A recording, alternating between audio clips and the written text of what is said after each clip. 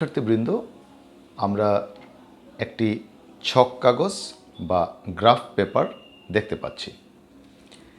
Graph পেপারের যদি একটু লক্ষ্য করো, গ্রাফ পেপারের এই লাল দাগ রয়েছে, এই পাশে আরও লাল দাগ, এইভাবেও লাল দাগ কাটা রয়েছে। এগুলো আসলে এক একটা বর্গক্ষেত্র। লাল দাগের মাঝখানে যদি একটু ভালো করে লক্ষ্য করো, এই দুই লাল দাগের মাঝখানে আরও একটি মোটা কালো দাগ রয়েছে। তো এই একটি লাল দাগ থেকে আরেকটি লাল দাগের দূরত্ব হলো 10 বর্গ একক। এইখান থেকে এটাও 10 বর্গ একক বা 10 ঘর বা 10 দাগ। এই লাল দাগ থেকে এই কালো দাগের দৈর্ঘ্য হলো 5, এটা থেকে 5। তো আমরা একটু দেখব কিভাবে ছক কাগজে বিন্দু স্থাপন করতে হয়।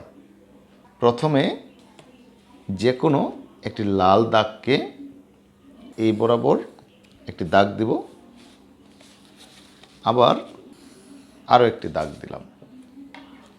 তাহলে এই রেখাটাকে আমরা বলবো এক্স, এটা ও, এক্স ড্যাশ। এইটাকে আমরা বলছি ওয়াই, ও, এই পাশে ওয়াই ড্যাশ।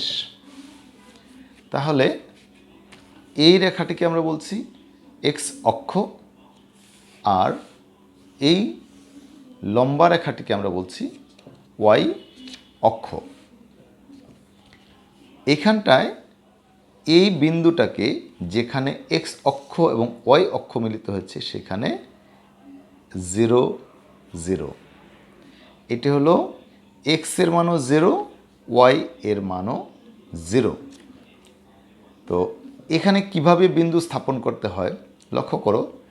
আমাদের বিন্দু স্থাপন করার জন্য দুইটি বিন্দু দেয়া থাকবে, একটি হলো এক্স এর মান, একটি হলো ওয়াই এর মান।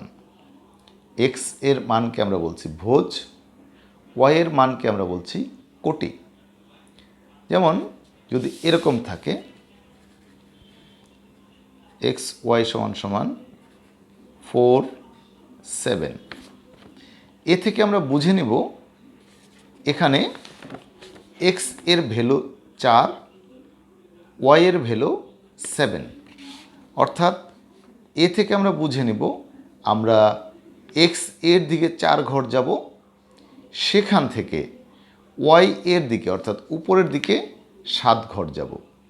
এখানে একটি বিষয় লক্ষণীয়, এই এক্স এর মান প্লাস মাইনাস হতে পারে, ওয়াই এর মানও প্লাস মাইনাস হতে পারে। যদি এক্স এর মান প্লাস হয় তাহলে ডান দিকে যাবে, যদি এক্স এর মান মাইনাস হয় তাহলে বাম দিকে যাবে। ঠিক একই রকম ওয়াই এর মান যদি প্লাস হয় তাহলে উপরের দিকে যাবে, আর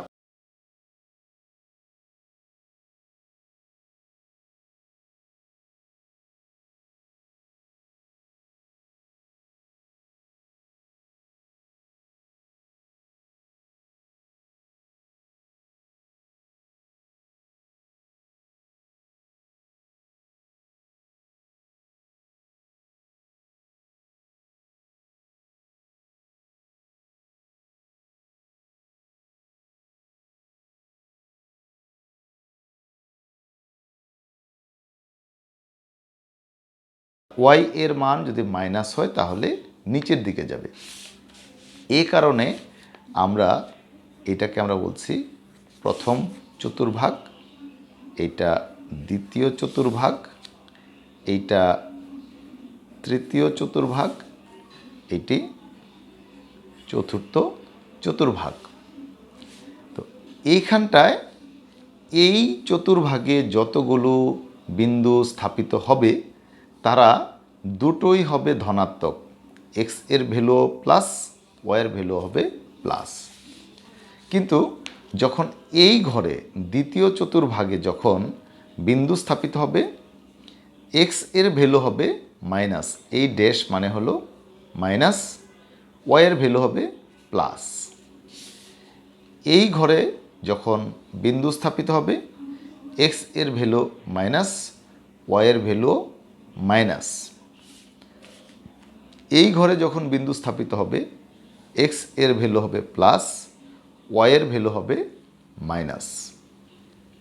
তা আমি এইমাত্র যে বিন্দুটি দেখিয়েছি 4, 7, এই বিন্দুটি কিভাবে স্থাপন করব লক্ষ্য করো। এটা 0, 4 মানে এই 5-এর এক ঘর আগে আমরা এখান থেকে এই জায়গাটায় আসবো। এইখানে এসে যেহেতু দুইটাই প্লাস তাই 7 ঘর যাব কোথায়, উপরের দিকে। এই হলো 5, এই হলো 7। এই বিন্দুটার নাম হলো 4, 7। আমরা যদি এখানটায় -8,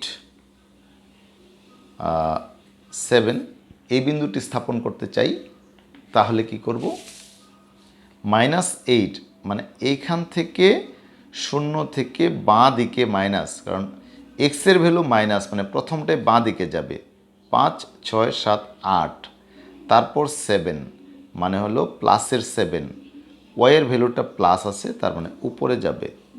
উপরে যাওয়ার অর্থ হলো এই জায়গাটা আসবে, এইটা হবে -8, 7। আমি আরও একটি বিন্দু স্থাপন করি, -10, -12।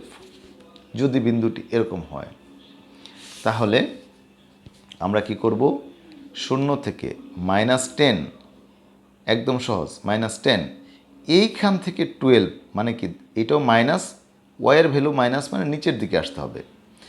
এখান থেকে এটা 10, 11, 12, এই যে এইটা হলো -10, -12। আমি যদি এখানে 7, -15 এই বিন্দুটি স্থাপন করতে চাই তাহলে কি করব, 7 মানে এক্সের ভ্যালু প্লাস মানে ডান দিকে যাব, 7 ঘর ডান দিকে। এখান থেকে এই হলো 5, 6, 7, তারপরে -15 এই হলো 10, তারপর 5, এই বিন্দুটা হবে 7, -15। তো তুমি যদি বিন্দু স্থাপনটা ভালো করে জানো তাহলে তুমি গ্রাফ পেপারে আমরা যে অঙ্কগুলো করব সেগুলো তুমি অবশ্যই সমাধান করতে পারবে। এই বিন্দু স্থাপনটা নিয়েই অনেকের মধ্যে সমস্যা তৈরি হয়। তো আশা করি যারা তোমরা এই ভিডিওটি দেখছো তাদের আর কোনো সমস্যা থাকবে না। একটি গ্রাফ পেপার নিয়ে 2 ভাঁজ করে নেবা, 2 ভাগ করে নিয়ে ছোট করে তুমি ইচ্ছামতো বিন্দু দিয়ে সেগুলোকে স্থাপন করো। আশা করি তোমরা পারবে। তো সবাই ভালো থাকবে, সুস্থ থাকবে, বাবা মায়ের কথা শুনবে। ধন্যবাদ সবাইকে।